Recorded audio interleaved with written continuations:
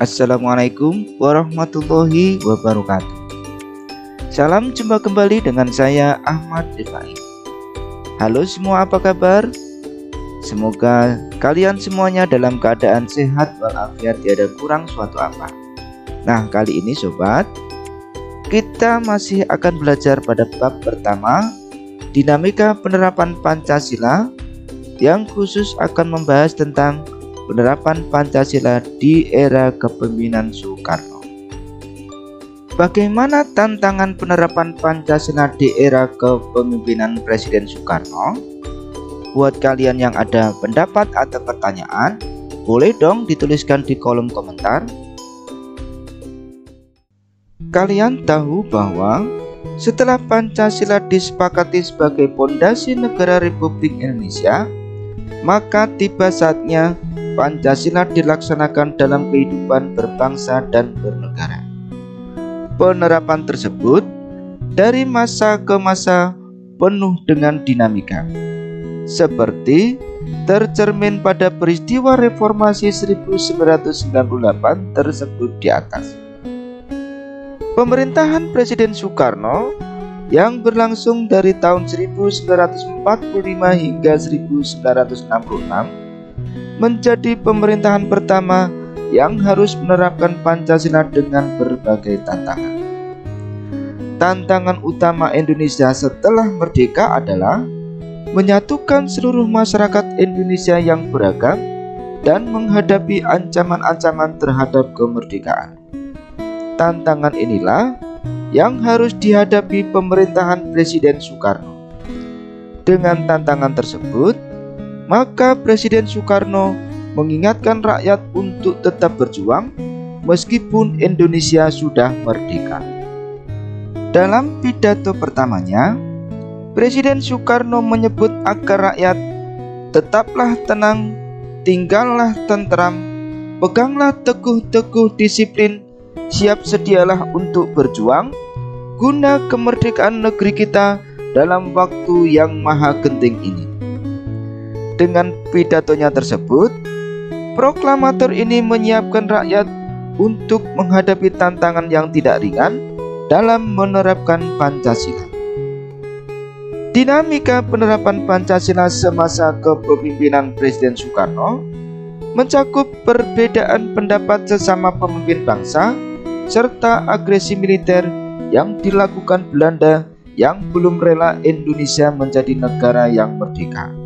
Selain itu, di masa awal kemerdekaan juga banyak terjadi pemberontakan terhadap pemerintah pusat.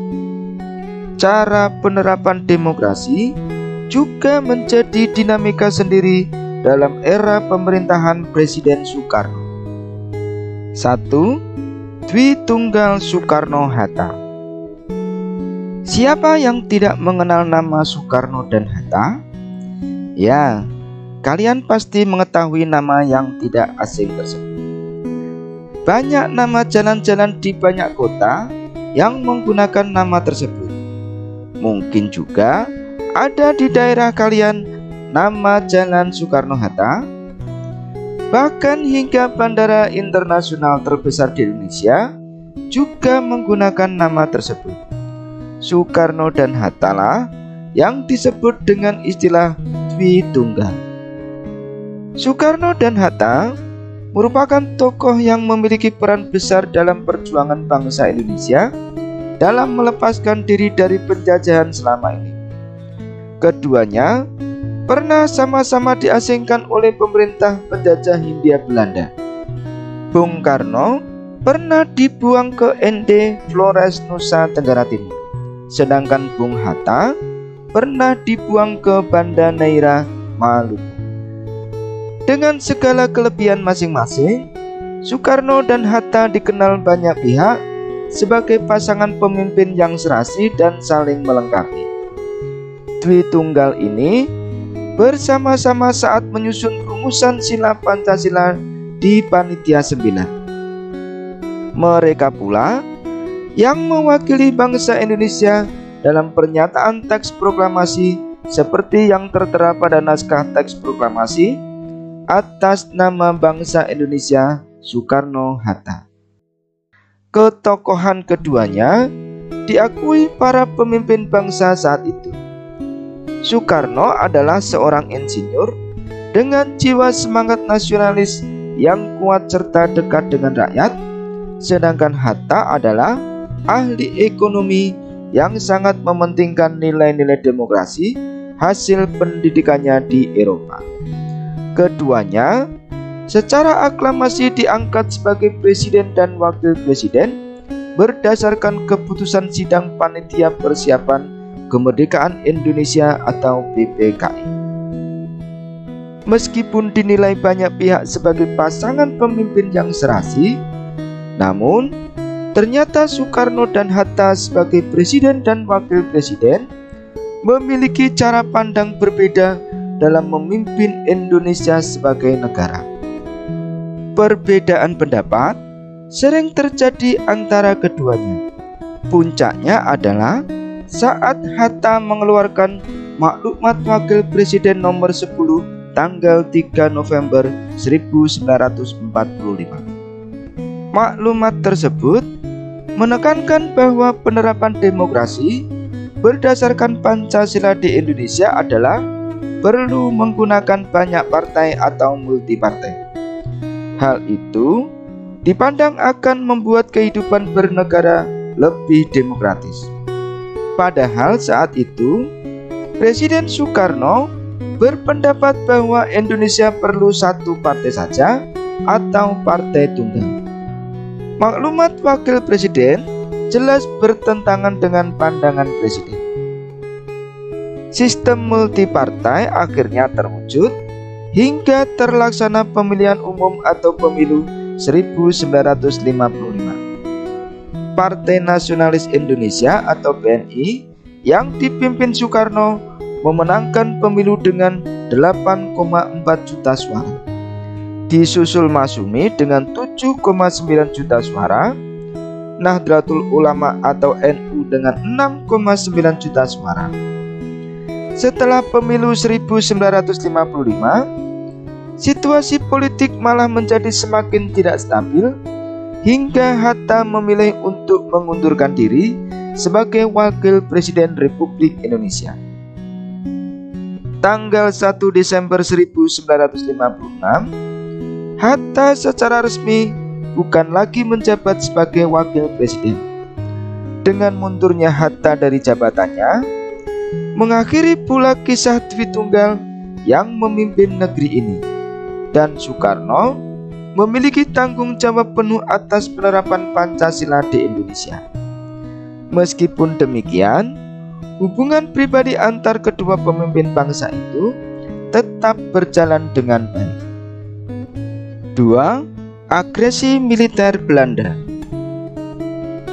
Apakah kalian tahu bahwa Belanda kembali datang ke Indonesia untuk menguasai wilayah Indonesia?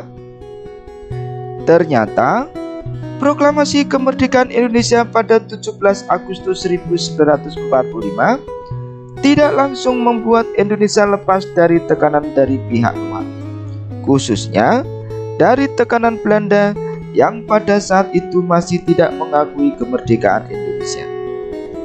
Belanda berusaha menguasai kembali Indonesia secara de facto. Mengapa demikian?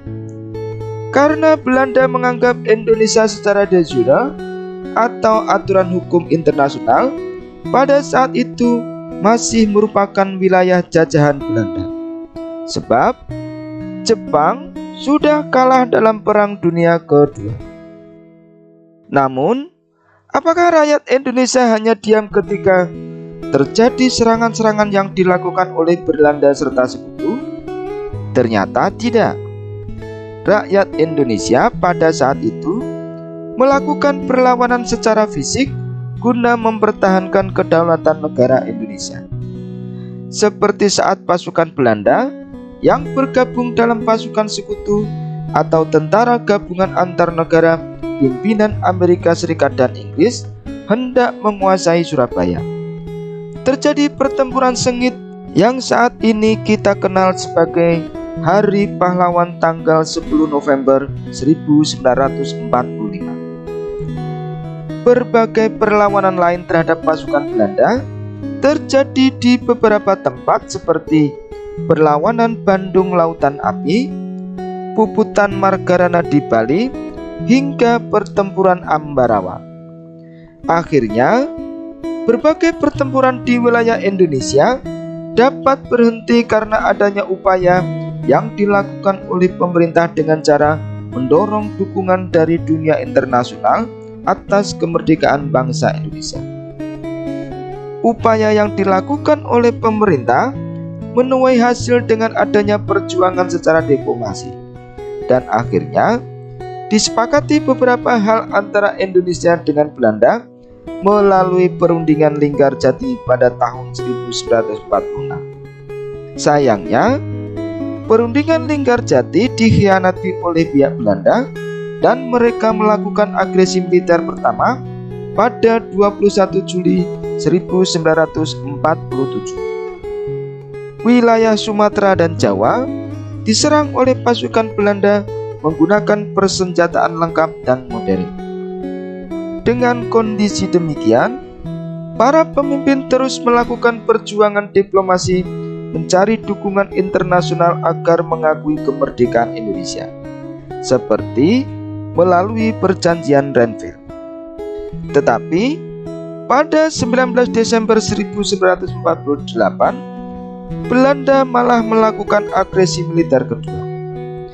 Presiden Soekarno dan Wakil Presiden Hatta ditangkap Belanda dan diasingkan ke Muntok, Bangka. Perlawanan terus dilakukan secara gerilya oleh Tentara Rakyat Indonesia di bawah komando Jenderal Sudirman. Sedangkan pemerintahan dimandatkan kepada Pemerintah Darurat Republik Indonesia atau PDRI yang diketuai Syarifuddin Prawira Negara. Perjuangan untuk meraih simpati dari dunia tersebut akhirnya menghasilkan beberapa perundingan yang kemudian dilakukan oleh Indonesia dengan pihak Belanda, seperti perundingan Rumroyen pada Mei 1949 hingga konferensi meja bundar atau KMP. Perundingan terakhir yaitu KMP yang berlangsung Agustus hingga November 1949 merupakan perundingan yang membuat Indonesia diakui sebagai negara merdeka oleh Belanda. Perjanjian ini memiliki dampak terhadap pelaksanaan Pancasila sebagai fondasi negara Indonesia. Indonesia dipaksa untuk mengubah bentuk negara dari negara kesatuan menjadi negara serikat. Dengan demikian, Undang-Undang Dasar Negara Republik Indonesia tahun 1945 yang di dalamnya memuat dasar negara Pancasila menjadi tidak berlaku. Nama Indonesia sebagai negara pun berubah menjadi Negara Republik Indonesia Serikat atau RIS. Syukurlah, negara serikat tersebut tidak berlangsung lama. Pada Agustus 1950 atau 5 tahun setelah proklamasi kemerdekaan, semua sepakat untuk mengembalikan bentuk negara dari negara serikat yakni RIS menjadi negara kesatuan yakni Republik Indonesia. Meskipun demikian, Undang-Undang Dasar Negara Republik Indonesia tahun 1945 belum dapat diberlakukan karena saat itu Indonesia masih harus menggunakan Undang-Undang Dasar Sementara atau UUDS. 3. Pemberontakan. Dengan adanya pengakuan Belanda terhadap negara Indonesia serta berakhirnya bentuk negara serikat untuk kembali menjadi negara kesatuan, tidak berarti tantangan pemerintahan Soekarno berakhir. Banyak yang masih ingat pada pidato pertama Presiden Soekarno tanggal 23 Agustus 1945 yang menyemangati rakyat untuk terus bersama-sama mewujudkan cita-cita kemerdekaan untuk mewujudkan bangsa yang adil dan makmur. Ternyata, perjalanan untuk mewujudkan bangsa yang adil dan makmur tersebut penuh dengan tantangan, termasuk tantangan menyangkut bangsa Indonesia sendiri. Banyak kepentingan yang muncul di kalangan para tokoh menjadikan kehidupan politik Indonesia tidak stabil hingga terjadi pemberontakan yang bertujuan mengganti Pancasila sebagai dasar negara, hingga tindakan separatisme seperti pemberontakan Republik Maluku Selatan atau RMS. Pemberontakan besar untuk mengganti dasar negara Pancasila setidaknya terjadi 2 kali. Pertama adalah pemberontakan yang dilakukan oleh Partai Komunis Indonesia atau PKI di Madiun tahun 1948. Pemberontakan tersebut merupakan salah satu upaya dari PKI untuk mengganti dasar negara berupa Pancasila menjadi komunisme. Pemberontakan tersebut berhasil ditumpas oleh tentara didukung oleh rakyat yang berkehendak mempertahankan Pancasila sebagai dasar negara. Selain itu, terjadi pula pemberontakan yang ingin mendirikan negara sendiri, yaitu dilakukan oleh Darul Islam atau Tentara Islam Indonesia (DITII) di beberapa daerah seperti Jawa Barat, Jawa Tengah, Sulawesi Selatan, Kalimantan Selatan, dan Aceh. Pemberontakan ini berlatar kekecewaan sebagian kalangan Islam yang dipimpin oleh Kartosuwiryo atas pemerintahan pusat dikarenakan penandatanganan perjanjian Reville yang dianggap melecehkan harkat dan martabat para pejuang kemerdekaan. Pemberontakan ini berakhir setelah Kartosuwiryo ditangkap pada tahun 1962. Munculnya kekecewaan terhadap berbagai kebijakan pemerintah pusat juga menjadi pemicu timbulnya pemberontakan.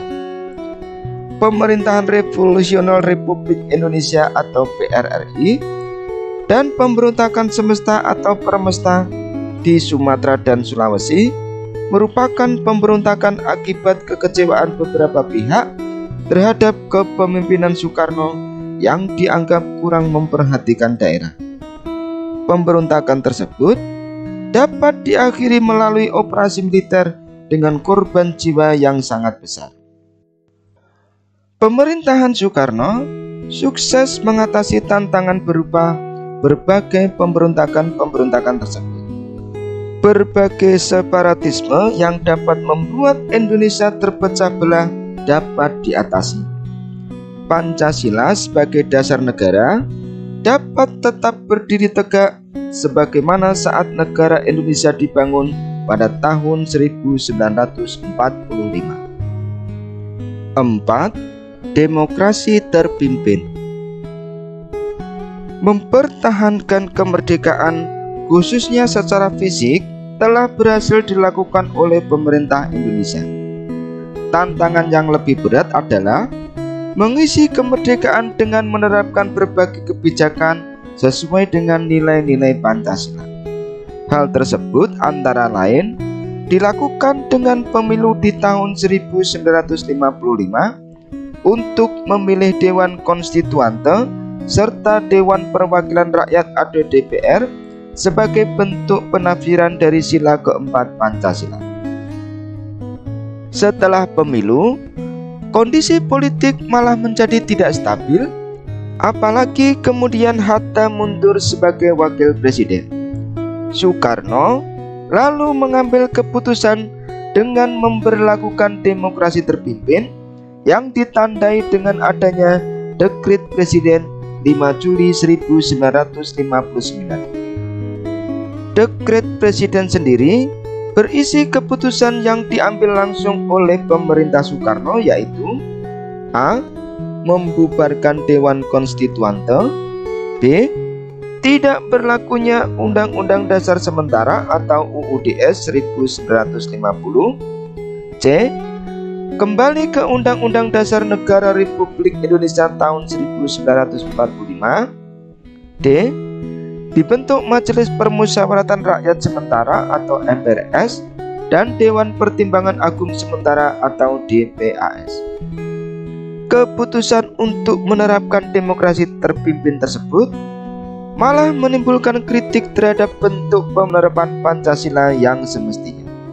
Pembubaran konstituante atau DPR dinilai sebagai penyimpangan terhadap nilai Pancasila. Apalagi Presiden Soekarno juga mendorong kerjasama politik kalangan nasionalis agama komunis yang disingkat Nasakom. Padahal komunis jelas-jelas berseberangan dengan Pancasila dan telah melakukan pemberontakan PKI 1948. Situasi politik menjadi semakin tidak stabil yang berpengaruh pada kondisi perekonomian yang semakin memburuk. Cita-cita kemerdekaan untuk mewujudkan masyarakat yang adil dan makmur sesuai sila kelima Pancasila makin jauh dari terwujud. Meskipun demikian, pada situasi sulit tersebut, pemerintahan Presiden Soekarno malah berhasil mewujudkan bagian dari sila ketiga Pancasila berupa Persatuan Indonesia.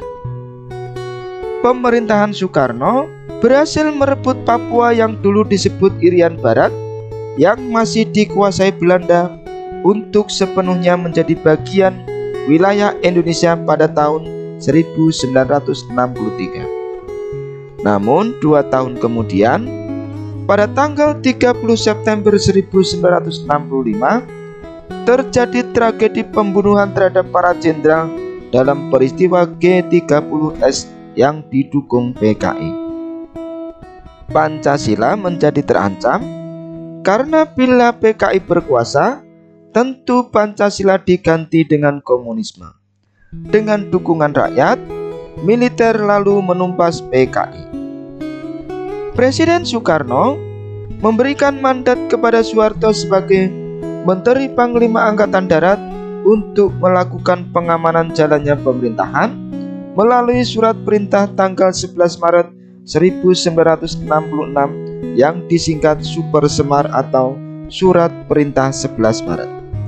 Selanjutnya, Presiden Soekarno menyampaikan laporan pertanggungjawaban pada Majelis Permusyawaratan Rakyat Sementara atau MPRS, namun ditolak.